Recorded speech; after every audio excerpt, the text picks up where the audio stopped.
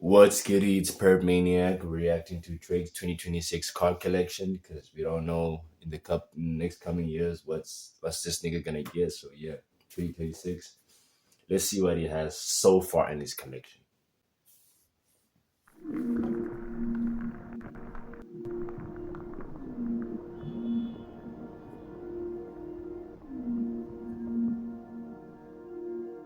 The Royce. They call it the Embassy, a modern palace planted in the heart of Toronto, built like it was meant to host mob bosses. Yet Drake's mansion is estimated at nearly $100 million. A few arts $100 million on a house. Do you know how insane that is?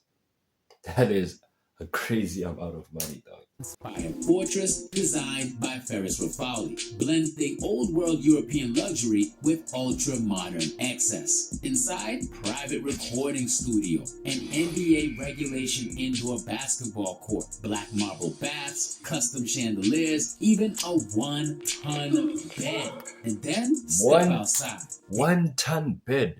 He has a bed that weighs more than some cars, my nigga. How does that even make sense? Bro, he has a studio, a pool, a basketball court. Nigga. Bro, I wish Mr. Beast would talk to this nigga and do like, how long can you stay in Drake's house? Nigga, I'm never leaving. Are you shitting me, bro? I'm never leaving that bitch, bro. And you'll be greeted by a 10-car garage. For Drake, 10 spots might not even cover half the story. Because when it comes to cars, Aubrey was always ahead of his time. So today, we're ranking Drake's 2026 I saw that Chrome Hearts Cullinan he has. That's a collection and see why it's cold as ice. Iceman, Iceman, Iceman, Iceman. I can't wait for that album though. Can't wait. Long before Drake's garage became headline material, one name quietly stayed in the background, making sure everything ran perfectly. Mr. Tony Beck, luxury asset director and bespoke automotive specialist at Driving Emotions Toronto. Since the early 2010s, Tony Beck has been the man trusted with Aubrey's cars, not just sourcing them, but curating them and maintaining them too. In 2012, Drake purchased a 2010 Bugatti Veyron Sang Noir Edition. 12 examples ever made worldwide. Bugatti Veyron Sang maintaining them too. In 2012, Drake purchased a 2010 Bugatti Veyron. This nigga had Bugatti Veyron money in 2012. Noir Edition. 12 examples ever made worldwide, worth between $1.3 to $3 million. That was the first Canadian delivered Bugatti too, finished in deep black with a striking orange interior.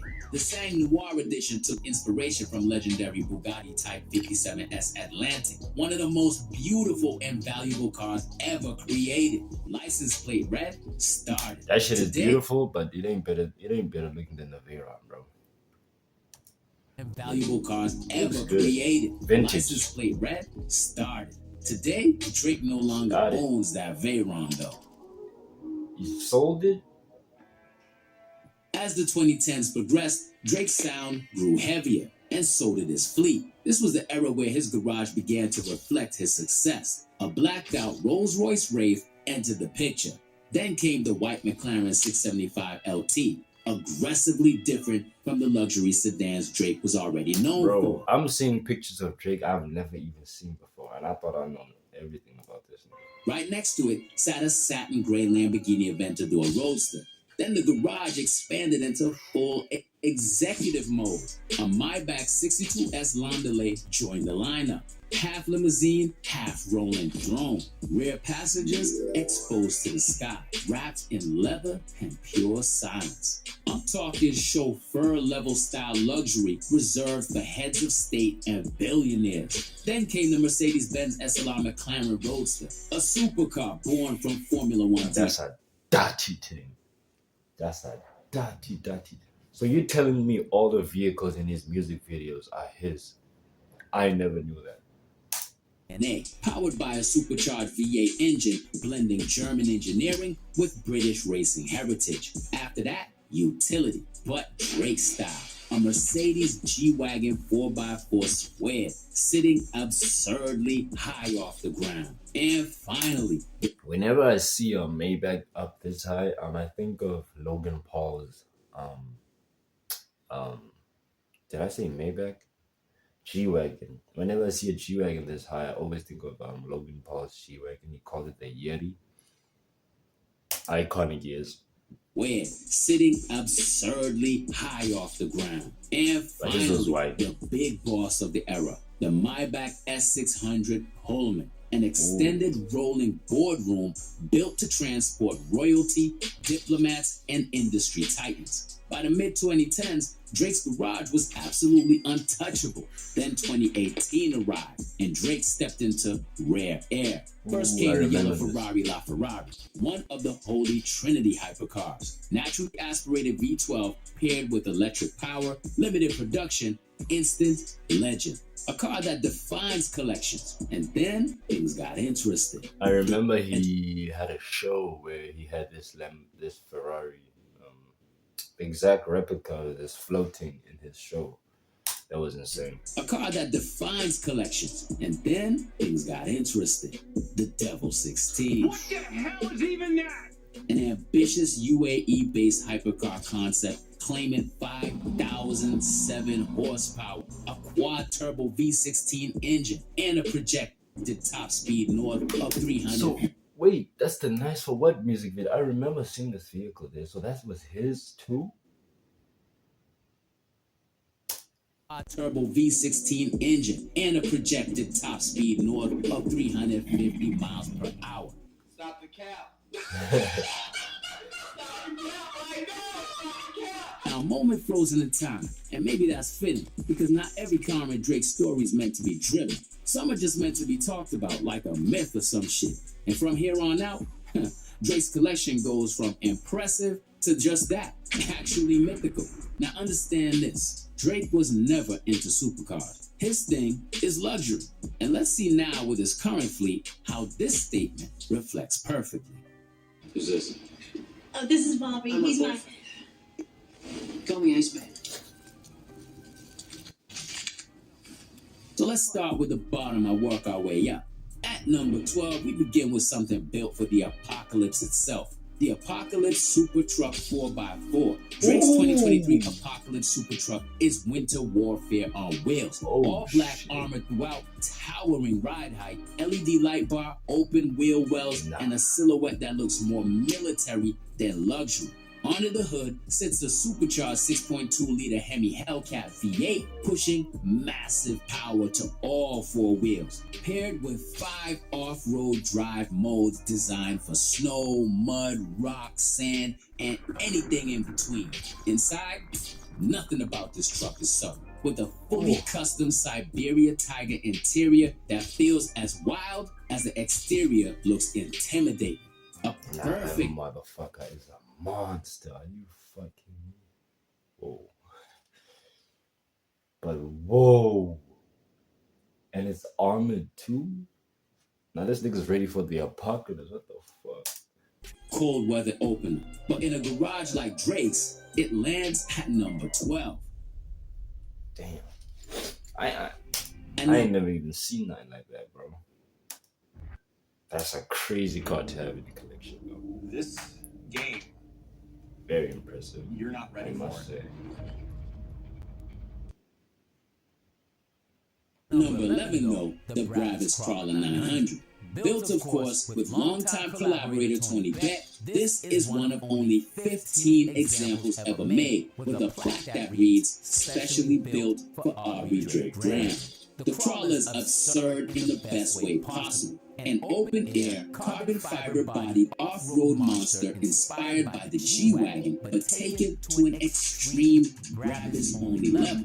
Powered by a twin-turbo 4.0-liter V8 producing 900 horsepower and 992 pound-feet of torque, paired with quarter axles, lock-in differentials, and massive off-road tires. I mean, this joint is completely unnecessary for everyday life, which is exactly why it works for Drake. Ridiculous, rare, but still just outside the true luxury core of his collection. Now, from here on out, it's pure royalty. Because when it comes to luxury, there are two names that sit above everything else: Maybach and Rolls Royce.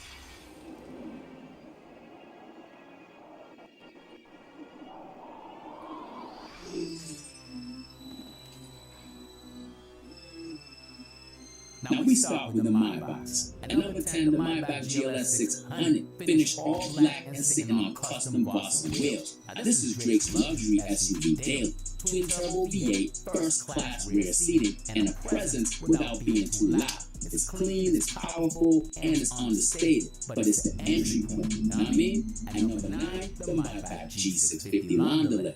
This one matters. The first example in the world on custom wheels, combining military-grade G-Wagon toughness with Maybach-level rear seat luxury and an open-air experience for all its passengers. Its boxy platform keeps it just shy of being the top tier.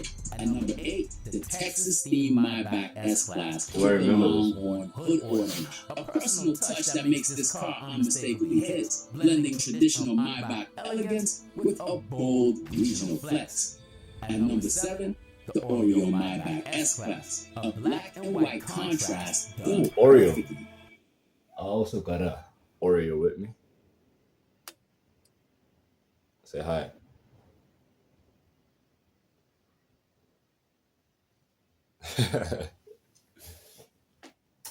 Clean and timeless. At number 6, the Maybach Edition 100, a celebration of Maybach's centennial, finished in a super classy two-tone gray that feels more European estate than rap superstar. Wealth at its finest. At number 5, the Maybach Virgil Abloh Edition. Now this one carries cultural weight. Designed by Virgil himself, sitting on custom Boston wheels, it represents the intersection of fashion, design, and luxury that Drake has always gravitated towards. This is where the Maybach lineup peaks, though. But even at its best, Maybach still bows to one brand. Why? Because Rolls Royces exist on a completely different level.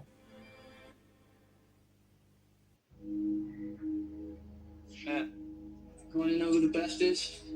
That's him, Iceman. So he flies, ice cold. Go Bro, States.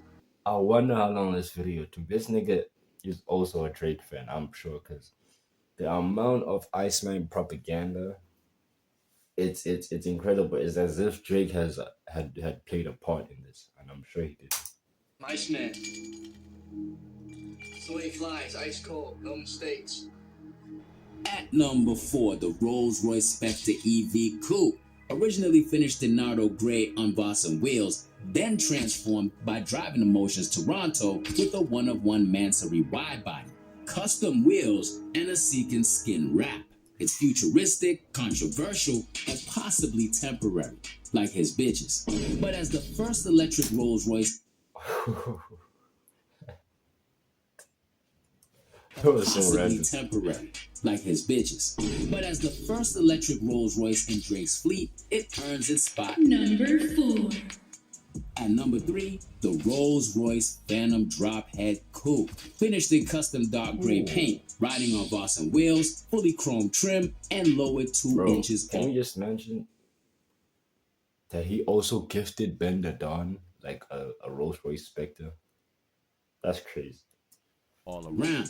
This is easily one of the cleanest drop heads ever built.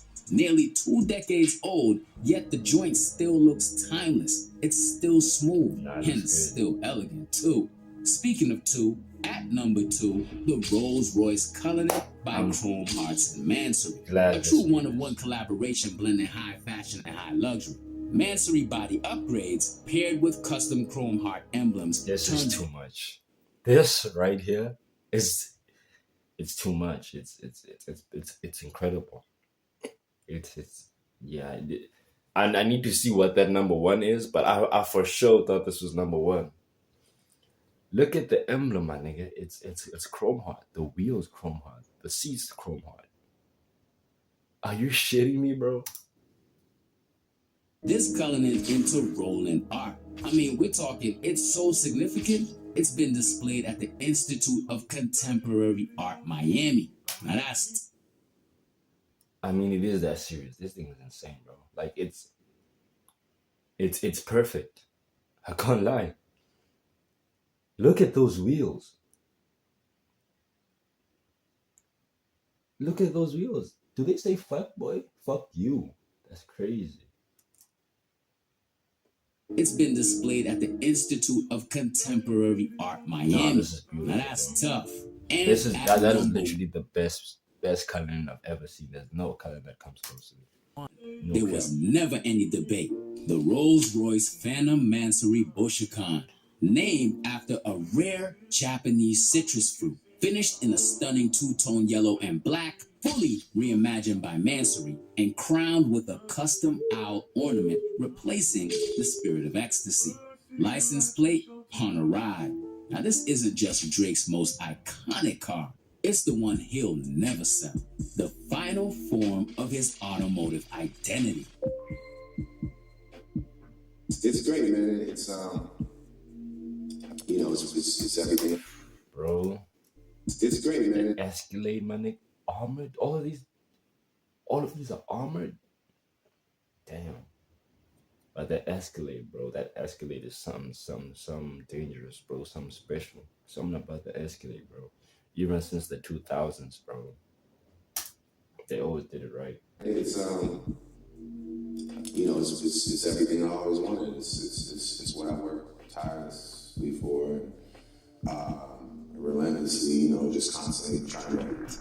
At the end of the day, though, Drake's car collection is actually cold as ice, like Toronto winters, you know what I'm saying? Fact. From armored trucks to one-of-one Rolls Royces. Every car reflects a specific era and a specific level reached and never lost. 10 garage spaces were never gonna be enough to hold this man's fleet.